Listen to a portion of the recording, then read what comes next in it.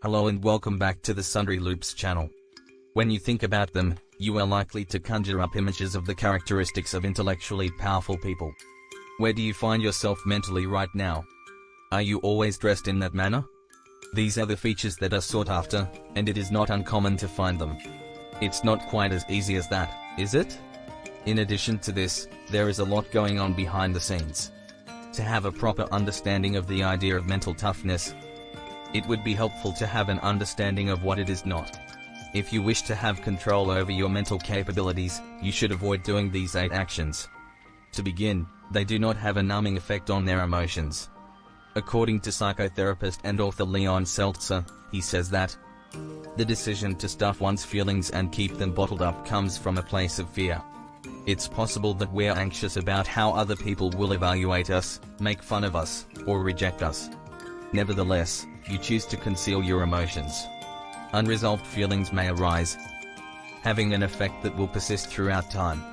There is a complex relationship between anxiety and the ability to deal with it. Recognizing one's own shortcomings is an essential component of having a tough mind. Recognizing their anxiety and achieving victory over it. They make an effort to keep their day-to-day activities unaffected by it as much as possible. They don't live in the past and they don't linger on the past. No one is immune to feeling regrets, regardless of how little they may appear to be at the moment an event occurs. Perhaps it's healthy to feel sorry for yourself every once in a while, because it affords us the chance to correct our previous mistakes. A positive way to think about and reflect on the past permits us to develop into the best possible versions of ourselves. When thoughts are repeated over and over, they become into ruminations. Your life may quickly become consumed by these things if you let them. People who have a strong capacity for mental exertion, they place an emphasis on letting go of the past and coming to terms with it, moving forward and ahead of schedule. Thirdly, they are not easily persuaded by the viewpoints of other individuals.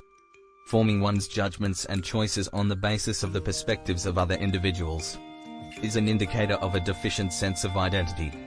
Cause and effect. Those who possess a strong mental skeleton do not conform to the opinions of the mob. Bandwagons because they are steadfastly committed to the views they have, within the context of their own individual identities. It's not always the case that mentally robust people are in a better position than those who aren't. Refuse to let the thoughts and beliefs of other people affect you in any way. Instead, they are knowledgeable in the subject matter they are discussing.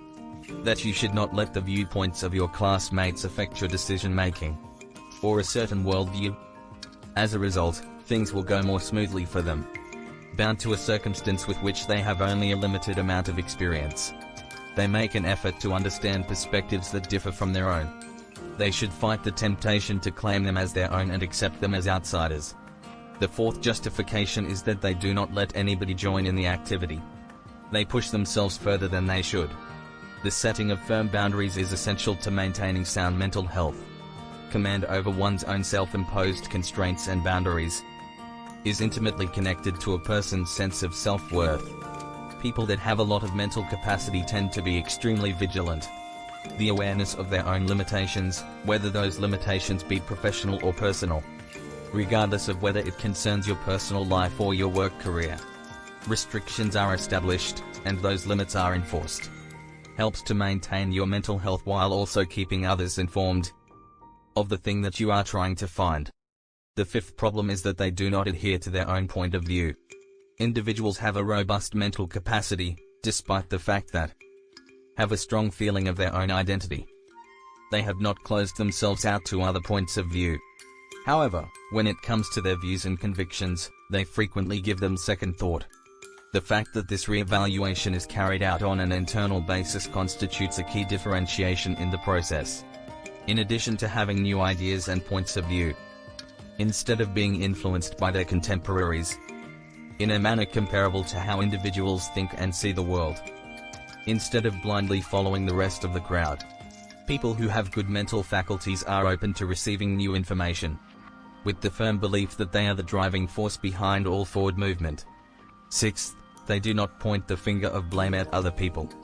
It is necessary to take responsibility. People who have strong mental health don't play the game of pointing fingers at others. You are not automatically perfect just due to the fact that you possess a strong mind. As a direct consequence of this, they acknowledge and accept responsibility for their actions, believing that their emotions, thoughts, and ideas are theirs alone to own and control. Instead of placing blame on others for the actions of others, they have perfected the ability to maintain their concentration on the task at hand, and finding solutions to problems rather than dwelling on them. Factors outside their ability to control, such as what or who. It's possible that this led to them finding themselves in a precarious situation as a result of their actions. 7th, they don't strive for excellence in whatever they do. That information comes as a shock to a lot of individuals. There is a distinction to be made between mental toughness and an obsession with reaching one's full potential. Those individuals who possess a robust attitude in the face of setbacks have an open mindset and a readiness to grow as a person from the error made by them. Nevertheless, in spite of the fact that they do not attempt to achieve perfection, they are putting forth a lot of effort to better themselves. One of the most notable characteristics that sets them apart from everyone else is that they consistently work to better themselves. When contrasted with who they were in the past, they are, I'm not all that much better than the other people. They don't have a mindset that is set in stone, rather, they have one that is growth-oriented. These individuals view mistakes as opportunities to grow and improve, as well as feedback that is meant to be helpful, and sees these instances as learning opportunities, rather than being a representation of who they are as a person. Now we've reached the 8th and last one. They don't mind being alone themselves at all. Some people have a difficult time being by themselves for extended periods of time. The primary reason for this is because it encourages a sense of alienation and compulsive behavior, and a multitude of other concerns to come to the forefront of one's mind. People who have strong minds are able to deal with any situation. Having some time to think, relax, and rejuvenate is made possible when you give yourself some alone time, and get a deeper understanding of who they are.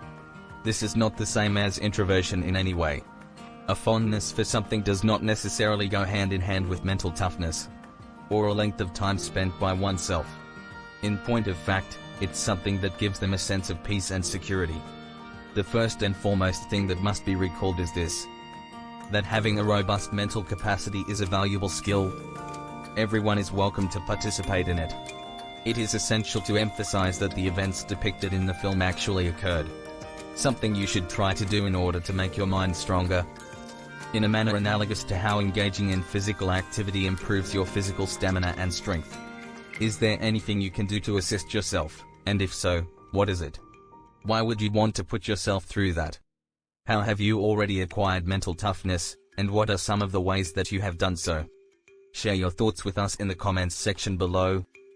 If you think it may be helpful to others, please send it along to your family, friends, and co-workers. Click like and share to let your friends know.